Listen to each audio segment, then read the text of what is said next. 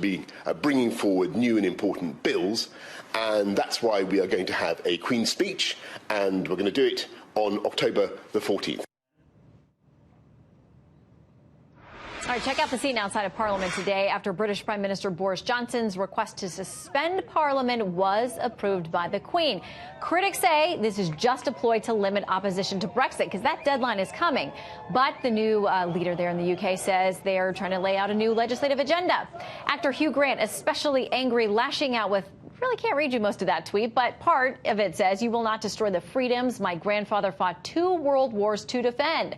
So let's talk to a member of Parliament to get his take. Lord John Taylor joins us again here on Fox News at Night. Great to have you, sir.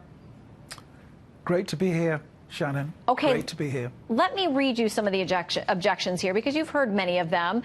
Hugh Grant, well, again, we're not going to read that one because it's a little, my grandmother wouldn't make it through. It's too spicy. But a quote now here from John Bercow, House of Commons Speaker, says this move represents a constitutional outrage. However, it's dressed up. It is blindingly obvious that the purpose of prorogation, and correct me if I'm saying that incorrectly, now would be to stop Parliament debating Brexit and performing its duty. Sir, how do you respond? No, John Bercow is wrong. This is a new government.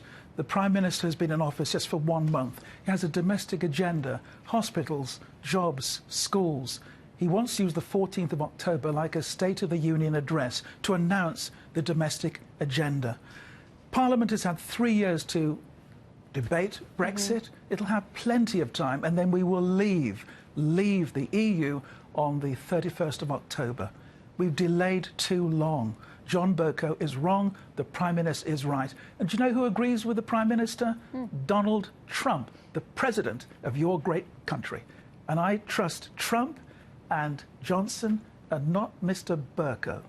Well, there are plenty of opponents, including Jeremy Corbyn, the Labour leader, who says suspending Parliament is not acceptable. It's not on. What the Prime Minister is doing is a smash and grab on our democracy to force through a no deal. I mean, there have been many stops and starts in trying to come up with a plan for Brexit. October 31st is almost here. But, of course, the opponents are saying that there's no way now to come to a halt to that. And they're worried about ripping the UK out of the deal there, out of the EU, without some framework in place. Are they right?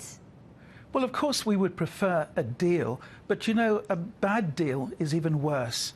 No deal is fine by me because we're a great country. We won't have to pay the £39 billion that the EU wants. Corbyn is wrong. We will lose about 4 or 5 days of debating time. That's all. Now, Corbyn's had 3 years to do something. He's done nothing whatsoever. You know, he's just delaying the will of the British people. Boris Johnson is a strong leader and he wants us to get on with it. So Corbyn is wrong. Well, in the Washington Post, speaking of the Prime Minister, says this: outraged lawmakers say it concentrates power in Johnson's hands and sharply curtails their ability to thwart a no-deal Brexit. It also suggests that Johnson's bumbling exterior, their words, conceals a ruthless tactician ready to exploit any opening to bring about the split from the EU and consolidate power. And there are those who have not taken him very seriously, but it sounds like the estimation here by these writers in the Washington Post is that may be actually very skilled at beating them at their own game. You know, don't be fooled by appearances. Boris Johnson may look a little eccentric at times, I accept that. He's a very bright man, very charismatic, and he has a purpose. You know, I always believe in life we must have faith, not fear. And Boris Johnson is a leader who has faith, not fear. And that's what we need to Brexit and get out of the EU. Well, that deadline is coming October 31st. The world is watching. In the meantime, Lord John Taylor, thank you very much for making time for us at a very early hour for you there in London. We appreciate it. No problem. Thank you, sir. Thank you.